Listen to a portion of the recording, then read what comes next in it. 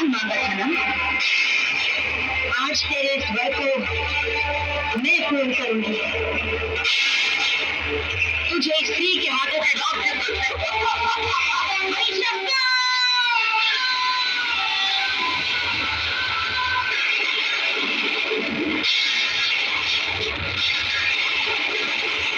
आज संपूर्ण विश्व देखेगा कि नारी केवल सृजन ही नहीं करती, वो संहार भी करती है।